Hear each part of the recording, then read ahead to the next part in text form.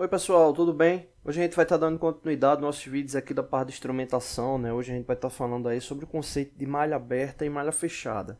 Aqui a gente tem justamente a indicação de uma malha instrumentada, né? É um ciclo de mistura, enfim, a gente depois vai estar observando essa malha aqui, né? Mas quando a gente fala de malha aberta e malha fechada, né? Às vezes gera dúvida, né? Sobre esse conceito, né? Aqui a gente tem a representação de simbologia, né? Mostrando aqui uma malha. E essa malha aqui, né? Ela é uma malha 3, né? Ou seja, tem duas malhas anteriores a ela, né? O qual a gente tem aqui a indicação de uma malha 1 e de uma malha 2, o qual vai estar alimentando aqui esse tanque de aquecimento, esse tanque aqui catalisador. E o que acontece? Quando um ciclo instrumentado, né? Uma função lógica instrumentada, ela está operacional, né? Essa malha ela pode ser aberta ou fechada. E quando a gente fala aqui em uma malha fechada, é justamente quando os ciclos envolvendo as variáveis do sistema, né? Os ciclos eles vão se corrigindo com base nas variáveis, ou seja, de acordo com a estratégia de controle, né? Se é uma relação proporcional, né? O CLP que vai estar ali utilizando, né? Se vai ser um tipo de controle PID, enfim, dependendo do controle, mas o ciclo ele vai se retroalimentar, vamos assim chamar, de forma automática. Quando a gente fala de forma automática, entenda-se que levando em consideração a programação que foi ali inserida, né? A programação ligadas ali ao controlador, aos transmissores, indicadores, enfim, todos os instrumentos que fazem parte ali do processo.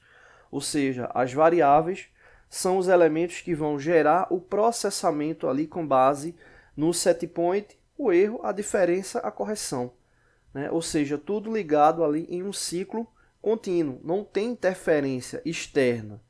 E justamente quando se tem a interferência externa, né, quando se tem essa possibilidade ou ocorre normalmente essa interferência externa, é quando a gente tem uma malha aberta. Só que aí vem um detalhe importante, né? Muita gente, quando fala de malha aberta, diz, malha aberta é aquela malha que tem a possibilidade do operador fazer uma interação no ciclo, né? Alterando uma variável sem ser diretamente ali pelo controlador principal, pelos controladores.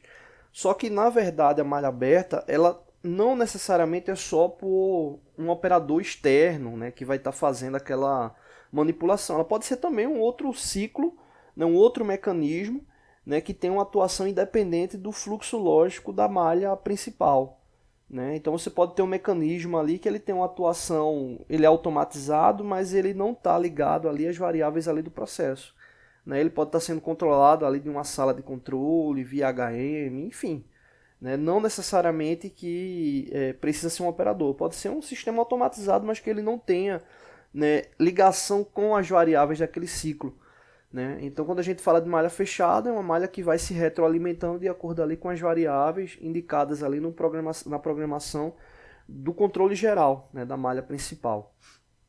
Quando a gente fala de malha aberta, é que tem essa possibilidade de alteração externa sem que seja pelas variáveis ali do processo, né, principal, né? Então pode ser um controlador, pode ser um mecanismo, ou seja, qualquer elemento que venha a ter alteração, que venha a gerar alteração ali no fluxo das variáveis, né, é considerado aí uma malha aberta, tá bom? Não deixe de se inscrever no canal, toda semana tem vídeo novo, valeu!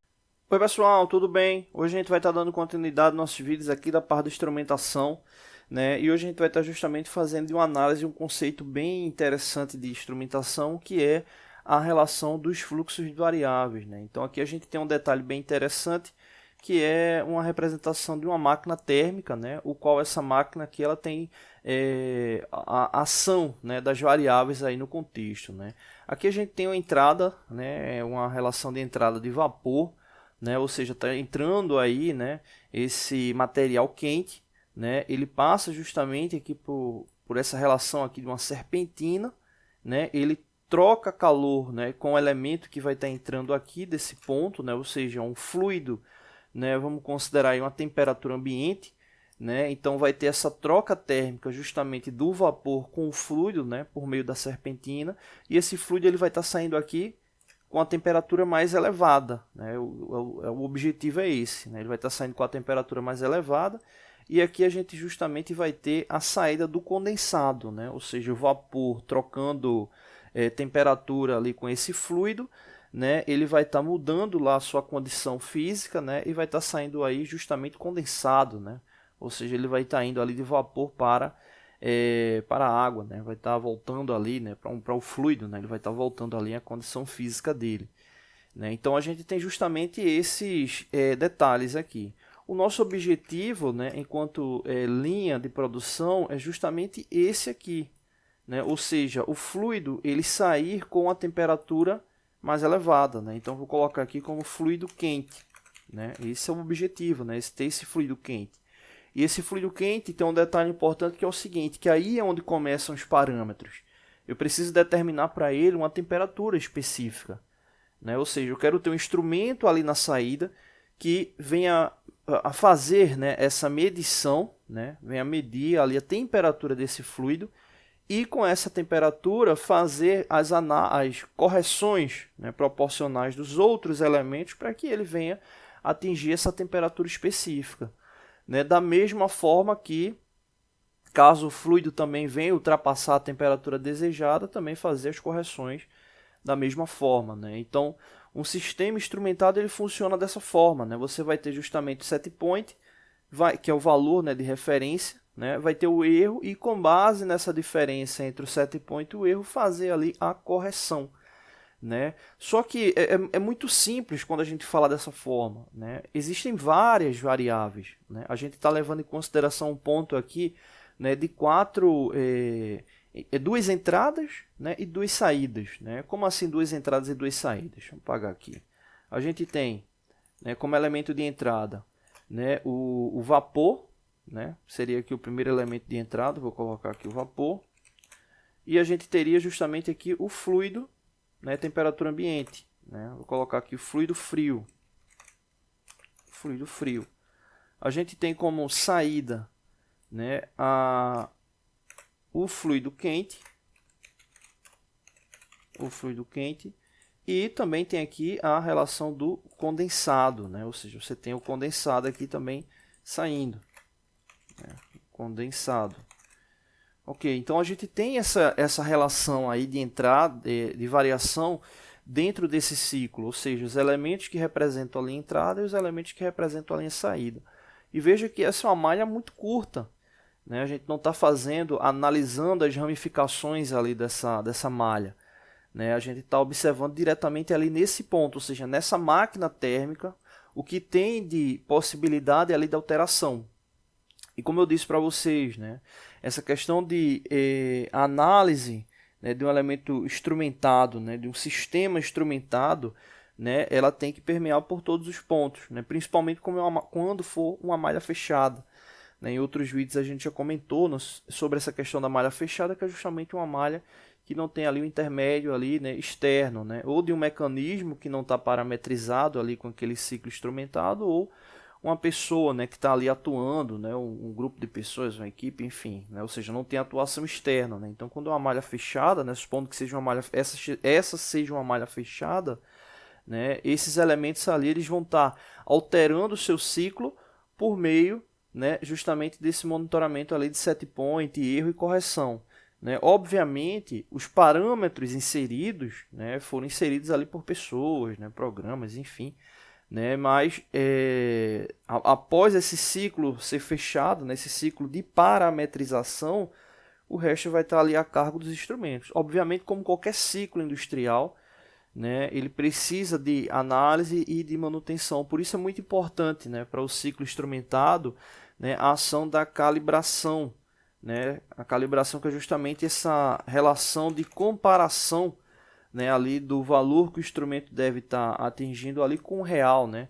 Imagina, você está lá com a análise dessa aí de temperatura aí, a temperatura é 60 graus Celsius, né, o set point, né? O instrumento está indicando lá 60 graus Celsius, mas na prática, né, o valor real, né, seria 80 graus Celsius, né, um valor bem diferente. Né? Mas se o instrumento está indicando ali pelo transdutor, né, o elemento que consegue fazer aí essa conversão, né, do elemento físico, aí no caso da temperatura, para um valor né, digital na maioria das vezes aí para ser analisado, né, aí nesse ciclo instrumentado, e o valor está vindo diferente, né, o instrumento não tem o que fazer, ele está trabalhando de acordo com o valor que ele recebe, né? Então por isso que é importante aí essa ação da calibração, né, de forma periódica, né, para que justamente você tenha ali uma confiabilidade aí no ciclo, né? Então nesse caso aqui, para fechar a informação, né, a gente tem entrada aqui do fluido frio, tem entrada aqui do vapor, né, e vai ter, né, o ponto importante que vai ser justamente essa saída aqui, que é esse fluido quente, né? Então, exemplo, se a temperatura indicada, né, deveria ser o valor, né, que deveria ser ali de set point, né, tá, vamos colocar aqui 80 graus, né, tá lá 80 graus, e o valor indicado ali na saída tá 65 graus, né, ou seja, o instrumento que está ali, o termômetro, seja lá qual for o instrumento ali de medição de temperatura, ele está indicando 65 graus, ele está dizendo para o sistema, ok, está chegando o material aqui, mas a temperatura está baixa. Está com essa diferença de 15 graus. Né? Então o que é que a gente tem que fazer para esse sistema aumentar a temperatura? Ou melhor, né, o que o sistema tem que fazer para aumentar a temperatura? Ele vai ter que ou mandar a informação lá para o ciclo de vapor, que é esse ciclo de entrada aqui, aumentar a temperatura, ou aumentar a vazão do vapor, ou os dois. Né? Então você vai ter essas duas ações. Né? Pode ser que a vazão do vapor ela não esteja tão alta, né, e consequentemente você tem ali menos massa, né, menos volume ali para essa troca térmica, e a temperatura não está chegando ali no ponto ideal, né, ou realmente a temperatura do vapor, né, não está ali dentro de um ponto tranquilo ali para poder chegar a essa temperatura desejada. Né. Nesse caso, como está tendo, exemplo, vai ter a troca térmica, né, consequentemente a temperatura ali do vapor ela vai ter que ser bem mais elevada para estar garantindo nessa saída aí com 80 graus Celsius. Né. Da mesma forma, pode ser que o vapor ele esteja ali dentro de uma temperatura indicada, né, corretamente, mas o fluido que está entrando, né, o fluido frio que está entrando, ele está entrando com a temperatura muito mais baixa do que o necessário. Né? Opa, de onde é que está vindo esse fluido? Né? O que é que está acontecendo que essa temperatura está mais baixa? Né? Foi algum problema na tubulação, exemplo, teve algum vazamento, né, de algum fluido refrigerante que fez com que essa temperatura baixasse. Né? Então você tem justamente a relação desses quatro elementos, né? Aqui, inclusive o condensado também, né? Já que ele representa ali a saída, né? Então ali eu também tenho uma base ali de temperatura para ele, né? Inclusive, exemplo, pode ser que não esteja ocorrendo vazão considerável ali de condensado, pode ser que a serpentina venha a ficar entupida, né? Venha a ter alguma obstrução.